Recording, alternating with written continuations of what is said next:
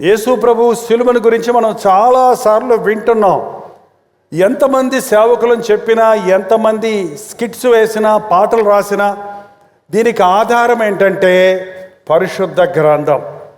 యేసు ప్రభువును ఆ రోజు అంటే శుక్రవారం ఉదయం ఏమి చేశారన్న సంగతిని అదొకటే చూస్తున్నాం. ముందు జరిగిన సంగతులు ముందు ధ్యానించాం.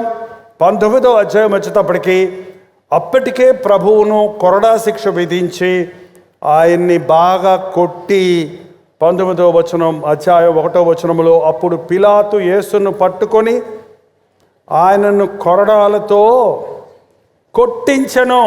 మామూలు కొట్టడం కాదు అది. ఒకటి తక్కువ 40 దెబ్బలంటే 39 దెబ్బలు కరెక్ట్గా కొట్టాలి. 40వ దెబ్బ పడిందంటే మనిషి బతకడిక కొన ఊపిరి వెళ్ళే వరకు అన్నమాట. ఇద్దరు సైనికులు 6-7 పాయలు ఉన్నటువంటి కొరడాలతో, తోలు కొరడాలతో, చివర గాజు పెంకులు, ఇనప ముక్కలు కట్టుంటాయి. దాంతో కొట్టినప్పుడు మాంసం అలాగే ముద్దలు ముద్దలుగా ఊడొచ్చేస్తుంది.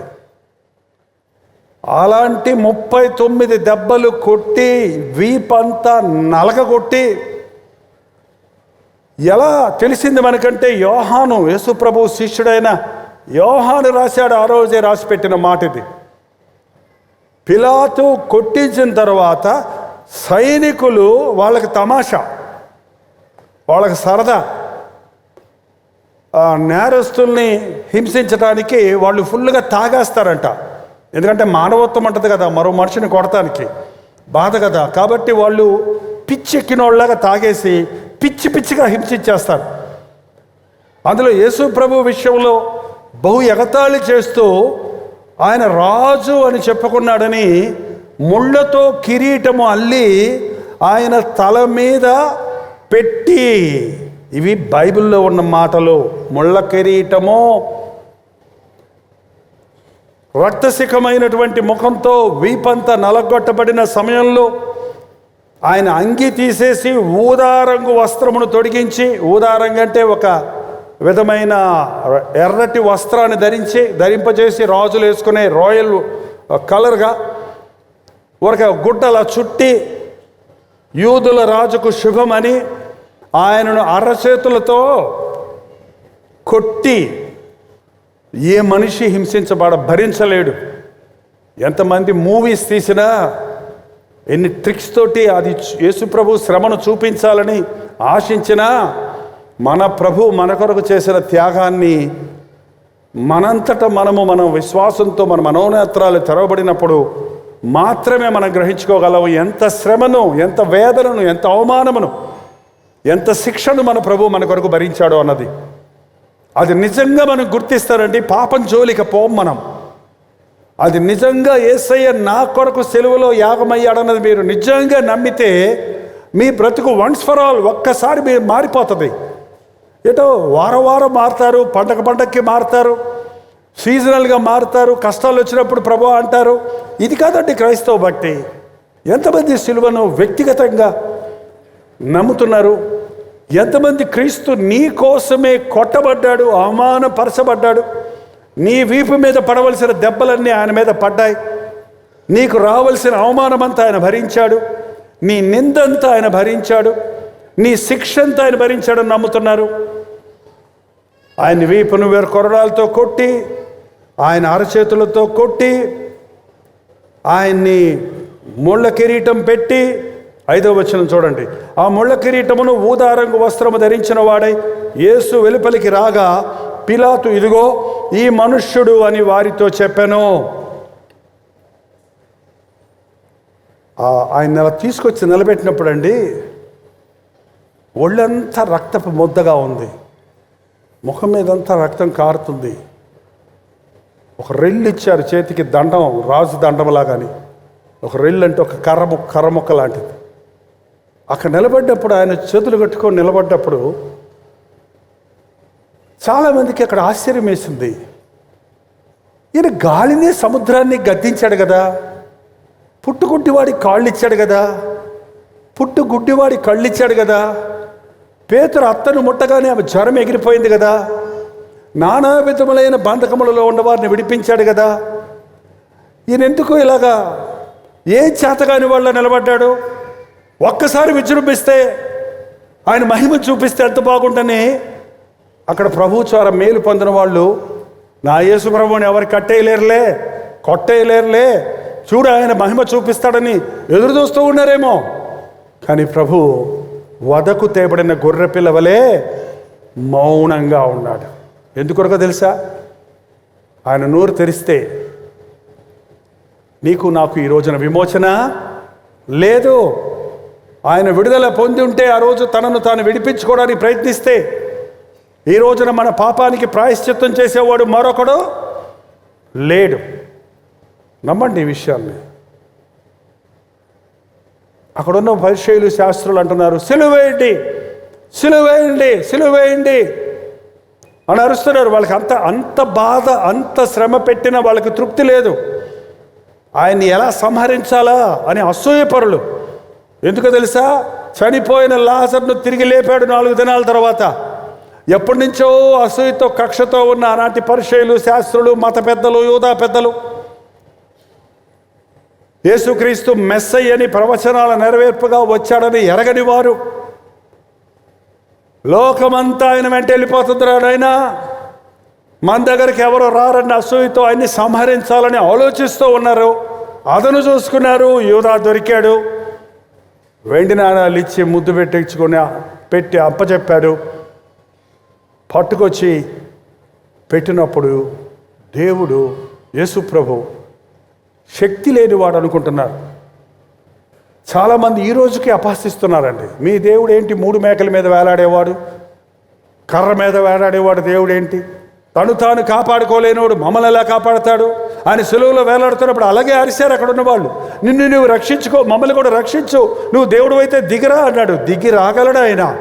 దిగొస్తే నరకపాత్రులమైన మనకి పరలోక రాజ్య వారసత్వమో దిగి రావటానికి రాలేదు. ఆయన ప్రాణం పెట్టడానికే వచ్చాడు. ఆయన మానవులకు పాప విమోచన చేయటకే వచ్చాడు. కాబట్టి మారు మాట్లాడలేదు. పిలాతుకు తెలుసండి, ఎందుకంటే వాళ్ళ సాక్ష్యాలు అన్నీ వింటున్నాడు. న్యాయాధిపతి అతను పెద్ద పొజిషన్లో ఉన్నవాడు. చాలా కేసులు చూస్తుంటాడు ఆయన జీవితంలో. ఏం నేరం మోపితే ఏముంది యేసు ప్రభు మీద నేరం? నేను దేవుడి కుమారుడు అని చెప్పుకుంటున్నారు అంటున్నాడు. అదేం తప్పు? దానికి ఏం చేయమంటావు? దానికి ఎందుకు ఇంత శిక్ష? ఇంకేది ఏదో కేకలు వేసి ఏదేదో అరుస్తుంటే తెలిసిపోయింది ఈయన యందు ఏ దోషము లేదు.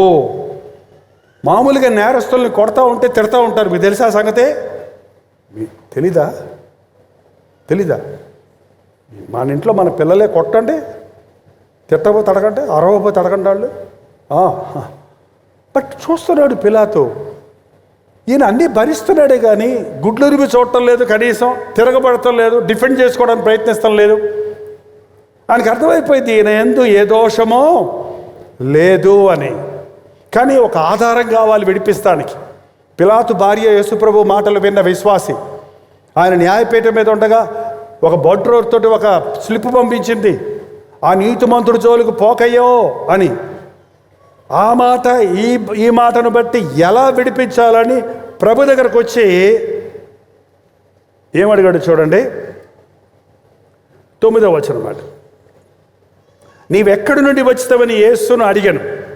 అయితే యేసు అతనికి ఏ ఉత్తరమో ఇయ్యలేదు. గనుక పిలాతు, నాతో మాట్లాడవా? నిన్ను విడుదల చేయుటకు నాకు అధికారము కలదనియు, నిన్ను సిలువ వేయుటకు నాకు అధికారము కలదనియు నీవెరుగగా అని ఆయనను ఏదన్నా చెప్పుకోయ్యా, నువ్వు చెప్పిన పాయింట్ను బట్టి నిన్ను విడిపిస్తాను, నిన్ను విడిపించడానికి నాకు అధికారం ఉంది, నిన్ను సిలువకు అప్పచెప్పడానికి నాకు అధికారం ఉంది, నాకు చెప్పు ఏదన్నా, నాతో మాట్లాడవా? నాతో మాట్లాడంటే అన్నాడు ఆయన. మౌనమే మాట్లాడింది. ఆశ్చర్యపోయాడు. నాకు అధికారం ఉందన్న మాటకు మాత్రం ఒక జవాబు ఇచ్చాడు. చూడండి, ఈ మాట మీరు అండర్లైన్ చేసుకోకపోతే మీ బైబిల్లో అండర్లైన్ చేసుకోండి. అయితే యేసు అతనికి ప్రత్యుత్తరం ఇయ్యలేదు కనుక పిలాతు అయిపోయింది, నాతో మాట్లాడవా అన్నాడు. 11వ వచనం. అందుకు యేసు, పైనుండి నీకు ఇయ్యబడి ఉంటేనే తప్ప నా మీద నీకు ఏ అధికారమో ఉండదు. అందరు చెప్పండి, పై నుండి ఇయ్యబడితేనే తప్ప నా మీద నీకే అధికారము ఉండదు. సాతానా, పై నుండి ఇయ్యబడితే తప్ప నా మీద నీకే అధికారం లేదు. చెప్పండి సాతానుతో. వాడొచ్చి భయపెడతాడు. నాకు లోపడతావా, లేకపోతే నేను నవ్వులు పాలు చేస్తా, నేను చెప్పినట్టు వింటావా, లేకపోతే నిన్ను ఫేస్బుక్లో పెడతా, జడిపిస్తుంటారు, బ్లాక్మెయిల్ చేస్తుంటారు కదండి. ఎందుకయ్యా అలా చేసి భయం వేసిందండి, భయపెట్టేసాడండి, లోపడిపోయాడండి అంటారు. చూడండి, ఎవరు మనల్ని ముట్టలేడు. దేవుడు అనుమతించకుండా ఆయన రక్తములో కడగబడిన వాడిని సాతాను ముట్టలేడు. హల్లెలూయా. మాటి మాటికి సాతాను సాతాను సాతాను సాతాను సాతాను అని మాట మీ నోట్లో నుంచి రాకండి. సాతాను సాతాను సాతాను సాతాను చస్తాను చస్తాను చస్తాను చస్తాను, ఈ పాట ఇట్ట మారద్ది రాగం. సాతాను సాతాను చస్తాను చస్తాను సాతాను సాతాను చస్తాను చస్తాను సాతాను సాతాను చస్తాను చస్తాను. ముక్తినిచ్చే యేసునామం, శక్తినిచ్చే యేసునామం. నా మీద సాతాను నీకు అధికారం లేదు. నేను ఎవరు సొత్తు? రక్తం ఇచ్చి కొన్నాడు నా యేసు ప్రభు. చెప్పండి, నోటితోటి ఉచ్చరించండి. అరే మోగ బొమ్మల్లాగా ఉంటారు. కమాన్, నేను యేసు ప్రభు సొత్తు. నన్ను ఆయన విలువ పెట్టి కొన్నాడు. సాతాను నీకు నా మీద అధికారం లేదు. పా, నన్నేంటి బెదిరిస్తావు, నన్నేంటి భయపెడతావు, నన్నేంటి లొంగదీయాలని చూసుకుంటున్నావు? ఏసైతో చెప్తాను జాగ్రత్త. ఎవరితో చెప్తావు? అమ్మతో చెప్తే, నాన్నతో చెప్తే మనకేం చేస్తారండి? పోలీస్ స్టేషన్లో చెప్తే మనకేం చేస్తారు? నీ దగ్గర వాళ్ళ దగ్గర ఇద్దరు డబ్బులు తీసుకుంటారు. ఇప్పుడు ఎవరు చెప్తావు? పై నుండి అధికారం వస్తే తప్ప ఎవరు నువ్వు నన్ను ఏం చేయలేవు. ఈ మాట యేసు ప్రభువుకి ఒక్కడికే కాదండి, మనందరికీ ఇచ్చాడు ఈ అధికారం. మనం ఆయన బిడ్డలో. మీరు విలువ పెట్టి కొనబడిన వారు, మీరు మీ సొత్తు కాదు. మన సొత్తు కానప్పుడు, మనం ఆయన సొత్తు అయినప్పుడు నీ సొత్తును ఎవరు చూసుకుంటారు? నీ సొత్తును నువ్వు ఎవరు చూసుకుంటారు? పక్కింటోళ్ళ? మీ ఇంట్లో ఉన్న బంగారం ఎవరు చూసుకుంటారండి? పక్కింటోళ్ళ? ఎవరు జాగ్రత్త పెట్టుకుంటారు? మీరే జాగ్రత్త పెట్టుకుంటారు. నువ్వు ఆయన సొత్తు అయినప్పుడు ఎవరు నిన్ను భద్రపరుస్తాడు? దేవుడు భద్రపరిచినప్పుడు సాతాను నిన్ను ఎలా ముట్టగలడు? రోగాలకు భయపడుతున్నావు, మనుషుల మాటలకు భయపడుతున్నావు, పరిస్థితులకు లొంగిపోతున్నావు. అక్కర్లేదు. పై నుండి అధికారం వస్తే తప్ప నాకు నువ్వే ఏమీ చేయలేవు. నా మీద నీకు ఏ అధికారమో లేదు. ఇంకా పిలాతు చేసేది లేక విడిచిపెడదామని చెబితే అక్కడ ఉన్నావు పరిసయ్యులు, శాస్త్రులు, ఏన్ని రాజు అని చెప్పుకుంటున్నాడు ఈయన. కైసరు తప్ప మాకు వేరే రాజు లేడు. మా రాజు కైసరు, ఈ యేసురాజు మాకొద్దు. మా రాజు కైసరు, ఈ యేసును సిలువ వేయండి. ఏమండి, లోకము క్రీస్తు రెండూ కలిసి ఉండటం కుదరదండి. నువ్వు లోకాన్నన్నా కోరుకోవాలి, సాతానన్నా కోరుకోవాలి, యేసు ప్రభునన్నా కోరుకోవాలి. అంతకుముందే పిలాతు ఎలాగైనా ప్రభుని విడిపించాలని బందిపోటు దొంగగా ఉన్న బరబ్బాను తీసుకొచ్చి నిలబెట్టి పండుగ సందర్భంగా, పస్కా పండుగ సందర్భంగా ఒక ఖైదీని విడుదల చేయడానికి అధికారం ఉంది. ఇదిగో భయంకరమైనటువంటి నేరస్తుడు, హంతకుడు, దోపిడి దొంగ, క్యాపిటల్ పనిష్మెంట్ గురైనటువంటి బరబ్బా, ఇదిగో మీరు దేవుని కుమారుని చెప్పుకుంటున్న క్రీస్తు ఎవరు కావాలో కోరుకోండి అని అడిగితే ఏమన్నారండి? మాకు బరబ్బే కావాలి. మరి యేసుని ఏం చేయమంటారు? ఆయన సిలువ వేయండి. ఈరోజు కూడా లోకం వేసే కేకలవే. లోకానికి ఎవరు కావాలండి? న్యాయం గెలుస్తుందా, అన్యాయం గెలుస్తుందా? చెప్పండి. న్యాయంగా బతికేవాడు ధనవంతుడు అవుతున్నాడా? అన్యాయస్తుడు ధనవంతుడు అవుతున్నాడా? అధికారం సంపాదించుకునే వాళ్ళు న్యాయంగా సంపాదించుకుంటున్నారా, అన్యాయంగా సంపాదించుకుంటున్నారా? మీరు యేసు ప్రభువుని ప్రేమించి లోకానికి విరోధులు అవుతారా? లోకంతో స్నేహం చేసి దేవునికి విరోధులు అవుతారా?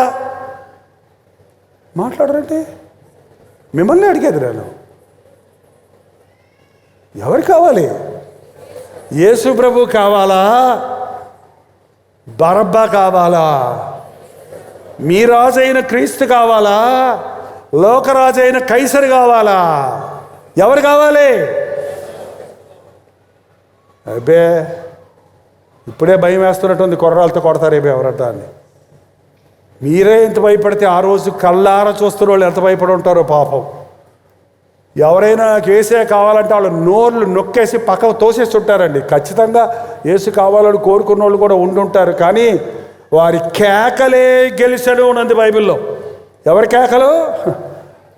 సాతాను కేకలు, మోసగాండ్ర కేకలు. ఇంక చెప్పేది లేక పిలాతు ఈ మాట విని యేసును బయటకు తీసుకుని వచ్చి రాళ్లు పరిచిన స్థలమందు న్యాయపీఠం మీద కూర్చుండబెట్టి హెబ్రీ భాషలో ఆ స్థలమునకు గబ్బతా అని పేరు. ఏంటండి?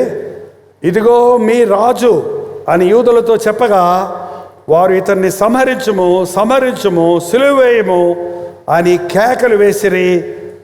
మీ రాజును సిలువ వేయుదునా అని వారిని అడుగగా ప్రధాన యాజకులు కైసరు తప్ప మాకు వేరొక రాజు లేడనేది. గబత్తా దగ్గర ఆయన రక్తసిఖమైన శరీరంతో నిలబడి అవమానాన్ని పొందిన తర్వాత సిలువ వేయడానికి అప్పచెప్పినప్పుడు 17వ వచనంలో వారు యేసును తీసుకొని పోయిరి. ఆయన తన సిలువ మోసుకొని కపాలమను స్థలమునకు చోటికి వెళ్ళెను. హెబ్రీ భాషలో దానికి గొల్గోతా అని పేరు. తెలుగులో గొల్గోతాకి కపాలము, ఎందుకంటే ఆ కొండ పుర్రె ఆకారంలో ఉంది కాబట్టి దాన్ని కపాలం అని తెలుగులో ట్రాన్స్లేట్ చేశారు. బట్ హీబ్రూ భాషలో అది గొల్గోతా. అది గ్రీకులో కాల్వరీ, గ్రీకు భాషలో దానికి కాల్వరీ అంటారు. యేసు ప్రభు సిలువ వేయబడిన ఆ స్థలాన్ని గుర్తు చేసుకోవటమే ఈ కల్వరి అనే పేరు పెట్టుకోవటం. దీన్ని కొంతమంది ఎగతాళి చేస్తున్నారు, పుర్ర పెట్టుకొని వెంబడిస్తున్నారు. పుర్రను పట్టుకున్నాడు. రే పిచ్చోడా, ఆ పుర్రే లేకపోతే నీ పుర్రే పగిలిపోతరా? కపాలంలో యేసు ప్రభు సిలువలో వెరలాడి ఉండకపోతే మనం ఇంకా ఎక్కడున్నామని చెప్తుంది బైబిల్. తెలుసండి, మనం ఇంకా మన పాపముల్లోనే ఉన్నాము. ఆయన సిలువలో మరణించాడు కనుక మనకు జీవం కలిగింది. ఈ జీవం మాత్రం కాదు, నిత్య జీవము. అందరూ మరణిస్తారు. యేసుప్రభుని నమ్ముకుంటే మరణించరా అని అడుగుతారు కొంతమంది. యేసుప్రభుని నమ్ముకున్న వాళ్ళు కూడా చచ్చిపోతున్నారు కదండి, పాస్టర్లు కూడా చచ్చిపోతున్నారు కదండి. అవును, అందరం చచ్చిపోతాం. పాస్టర్ గారులు అయితే చచ్చిపోతారు, కోవిడ్ వచ్చి చచ్చిపోతారు, ఏ రోగం లేకుండా చచ్చిపోతారు, రోగాలు వచ్చి చచ్చిపోతారు. ఎలీషా లాంటి దైవజనుడే రోగంతో చచ్చిపోయాడు చివరికి. అందుకు దేవుడు లేడంటావా? అందుకు యేసుప్రభు స్వస్థత చేయలేడంటావా? చావు ఈ లోకంలో అందరికీ తథ్యమండి, కానీ చనిపోయిన తరువాత మరొక మరణం ఉంది. దాని పేరేంటో తెలుసా? రెండవ మరణము. ఎవరి పేరు జీవ గ్రంథంలో వ్రాయబడి ఉండదో వారు అగ్ని గంధకములతో అంటే గుండములో పారవేయబడతాడు. ఇది రెండవ మరణము. అక్కడ అగ్ని ఆరదు, పురుగు. ఆ నిత్య నరకం నుండి తప్పించడానికే ప్రభు మనకి మన మరణాన్ని మింగేశాడు.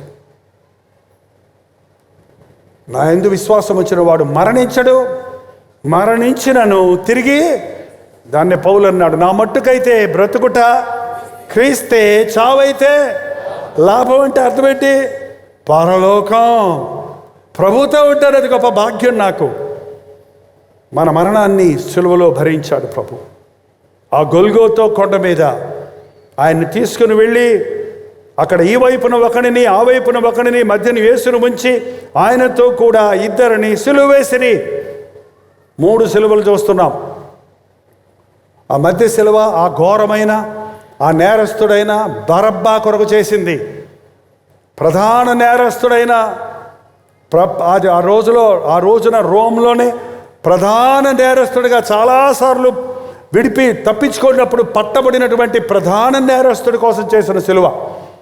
కానీ ఆ సిలువను ఏ నేరము చేయని, ఏ పాపము లేని, ఏ దోషము లేని క్రీస్తు ఆ మరణాన్ని భరించాడు. చరిత్ర చెబుతుంది, ఆ బరబ్బా తన స్థానంలో యేసు ప్రభు మరణించాడని తెలిసినప్పుడు గుండెలు బాదుకొని రోధించి యేసు ప్రభువుని రక్షకుడిగా అంగీకరించాడని. ఆ రోజు బరబ్బా మాత్రమే కాదండి, ఈరోజు మనందరం మన స్థానంలో ప్రభువు సిలువ వేయబడ్డాడని నమ్మవలసి ఉందండి. ఆయన ప్రభువుగా ఉన్నాడు. వర్తమాన భూత భవిష్యత్ కాలంలో ఉన్న సకల జనుల కొరకు ఒకేసారి సిలువలో యాగమయ్యాడు.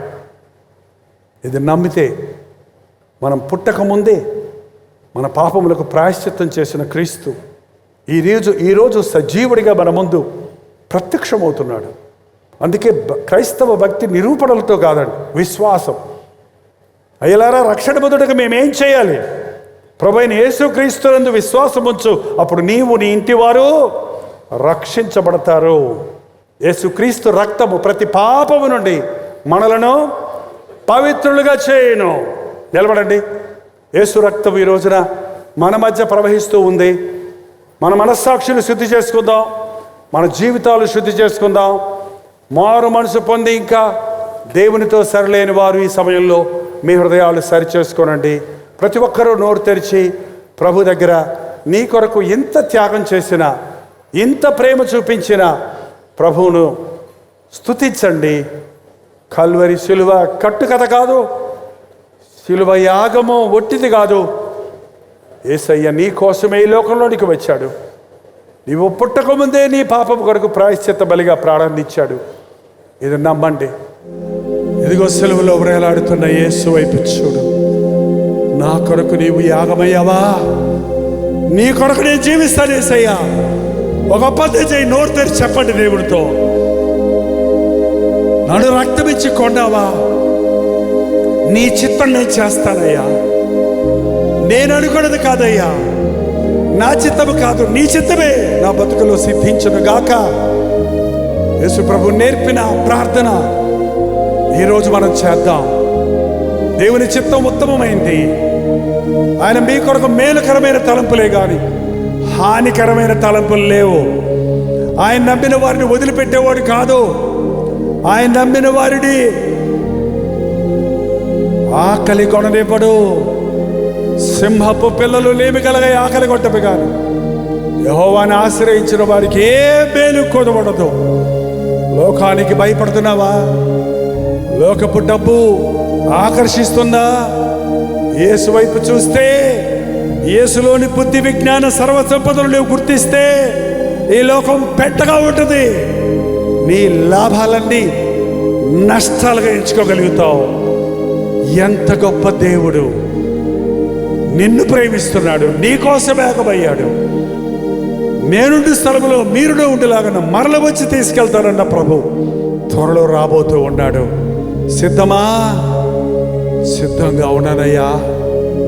రెండు చేతులు ఎత్తి ప్రభుతో నోరు విప్పి చెప్పండి. ప్రతి ఒక్కరూ నోరు తెరిచి ప్రభుతో చెప్పండి. సిలువ వైపే చూడండి. నిలువెల్ల నేను చెడిపోగదేవా, ఒడలేల నలిగేను నీదు.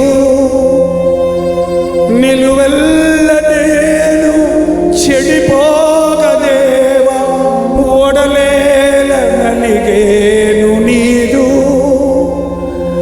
ఒడలేల నలిగేను ప్రభువా, బలి అయితివా, నన్ను బ్రతికించినావా. అవునయ్యా, వెలి అయితివా, నన్ను వెలిగించినావా. నా మనోనేత్రాలు వెలిగించావు ప్రభువా. నీ సిలువ దృశ్యాన్ని, నీ సిలువ దర్శనాన్ని నేను చూసినట్లుగా నా మనోనేత్రాలు తెరువు నాయనా.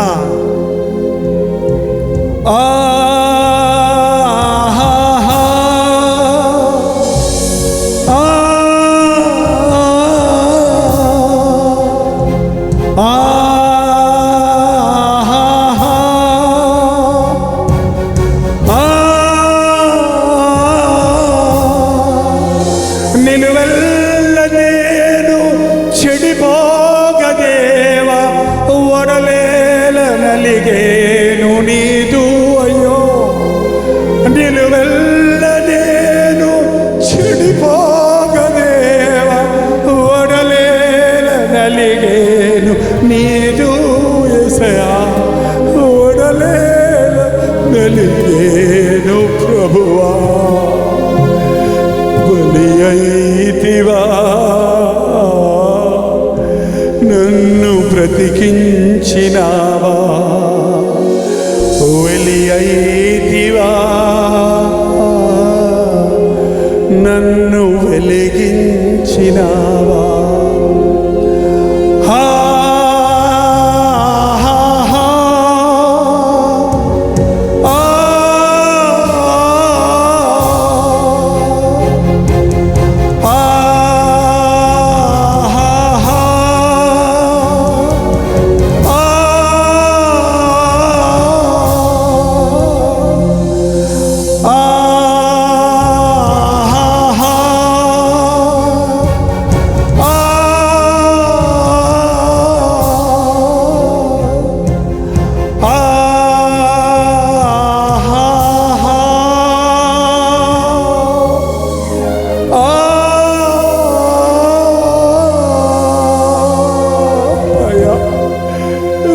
నీకు వందనాలయ్యా, యేసయ్యా నీకు వందనాలయ్యా. నా స్థలములో నా కొరకు చేసిన ఈ యాగము కొరకు వందనములయ్యా, శిలువ యాగము కొరకు వందనములయ్యా.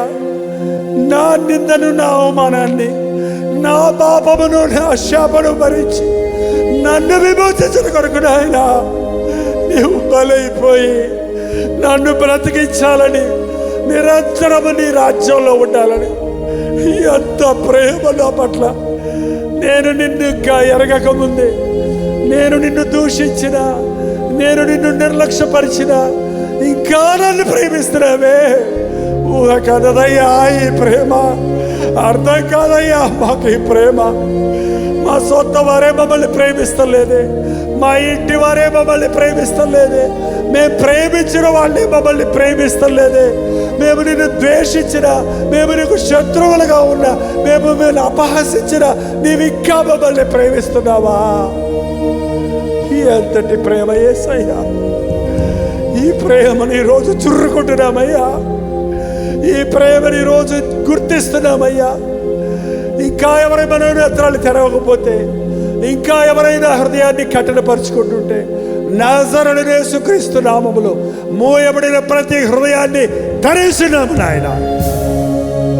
ఎంతసేపు దేవుని సన్నిధిలో ఉండి ఇంకా సాతాను కట్లలో ఉన్న వారిని, ఇంకా సాతాను మనోనేత్రాలకు గుడ్డితనము కలుగజేసిన వారిని ఈ సమయంలో వారి నేత్రములు తెరిచి సెలవులో వేలాడుతున్న యేసును చూచినట్లుగా నజరేయుడైన యేసుక్రీస్తు నామములో విడుదల చేయించున్నాము తండ్రి. అపవాది బంధకములలో ఉన్నవారిని, మూఢత్వంలో ఉన్నవారిని ఈ సమయంలో నీ నామములో విడుదల చేయించున్నామయ్యా.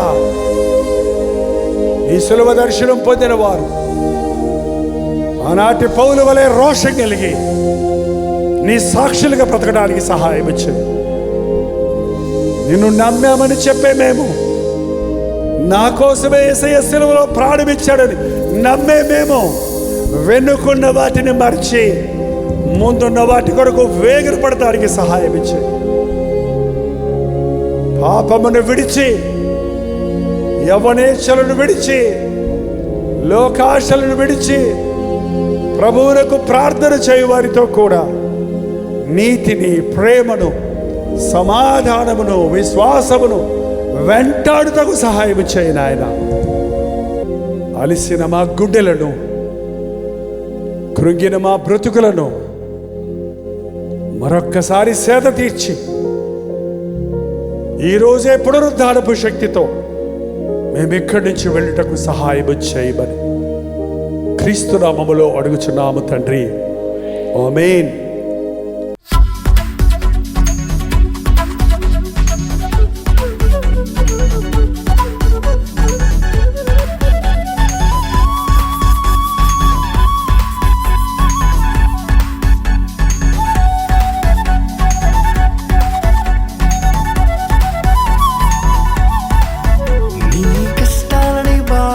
శ్రమలన్నీ తీర్చే అనాథుడు యేసే, నీ కష్టాలని బాధలన్నీ శ్రమలన్నీ తీర్చే అనాథుడు యేసే. ఆదిలో చేసేవాడు నా యేసుడు, ఆది నుండి ఉన్నవాడు ఆ దేవుడు, అద్భుతాలు చేసేవాడు నా యేసుడు.